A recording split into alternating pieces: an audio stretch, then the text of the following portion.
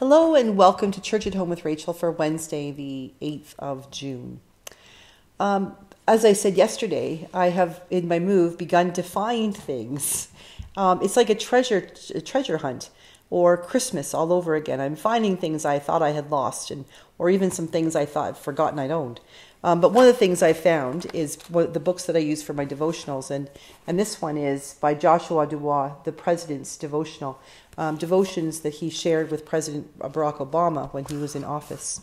And this one is taken from May 6th, and it's entitled, Is It Right?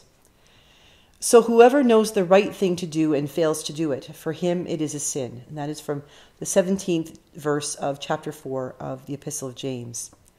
And this is from Dr. Martin Luther King Jr., A Proper Sense of Priorities. On some positions, cowardice asks the question, is it safe? Expediency asks the question, is it politic? Vanity asks the question, is it popular? But conscience asks the question, is it right? And there comes a time when a true follower of Jesus Christ must take a position that's neither safe, nor politic, nor popular, but he must do it because it is right. And this is Joshua's prayer for this day. Dear Lord, let us not move out of a desire for safety. Let us not move for good politics. Let us not move to be popular.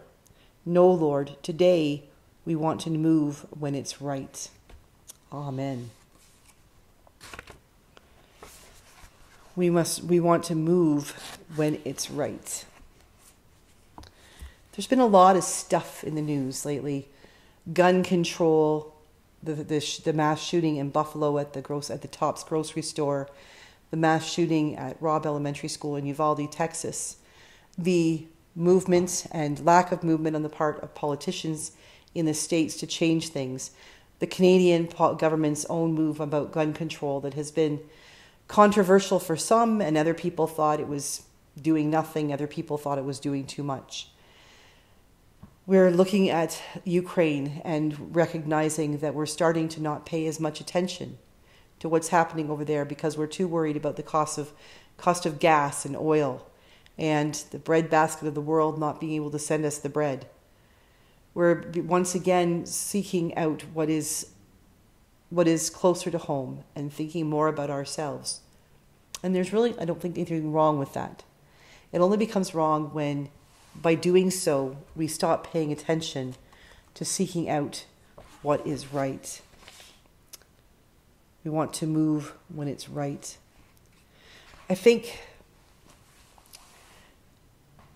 so many times we spend our time worried about what others will think. When we're teenagers, we worry about what that girl or boy might think. What does my hair look like today? Does that zit show on my face? Do people think that I'm ugly, or am I the most beautiful girl in school? Am I smart enough? Am I going to get into the university or college that I want to? Will I be able to afford to go? We focus on things that are close to home. And when we're teenagers, maybe that's not such a bad thing. We need to focus on ourselves because that's how we learn and we grow. Our universe gets a little bit bigger and we need to know our place within it. But as we become adults, we also have to recognize that the universe does not revolve around us, but that we are part of a world that revolves around something bigger. And then being part of that world means that we then have a part to play in that. And it means we have to take responsibility for not ignoring the hard stuff.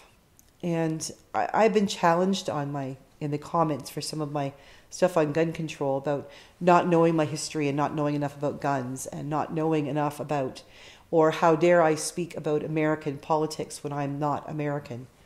I think I'd have to say that Americans often speak about politics in the world, even though they don't belong to those countries. So I don't feel guilty about speaking out about something, because the fact is that living in Canada, whatever happens south of the border does in fact impact us. It just does. It can't not. This world is too small, and we have too much of a permeable barrier. Our border is porous.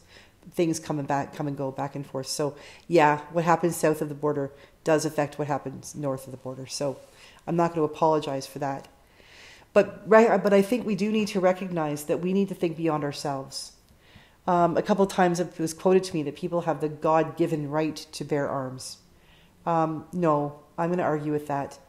The God did not give you the right. The writers of the Constitution gave you that right. And if you take a look at the Second Amendment, I think, if I'm not mistaken, maybe I am, I very well could be, that it's talking about those who need to be armed to protect themselves when things go awry in their world. And it doesn't, I think, have all that much to do with threatening others. It's about personal defense, about being able to stand up when needed, when called by the government, and being able to take care of your own personal thing. I don't know. Maybe I'm wrong, but to me, that's not God-given. That was human-given. And I think there's a distinction there. Because the things that have been given to us by God are the things I think that we should be paying attention to. God has given us life. God has given us a planet upon which we have been given dominion or stewardship. And I think that doing what is right or doing what is politic are not the same thing. I think that we are called upon to exercise careful dominion and stewardship of those God-given things. Things like our climate.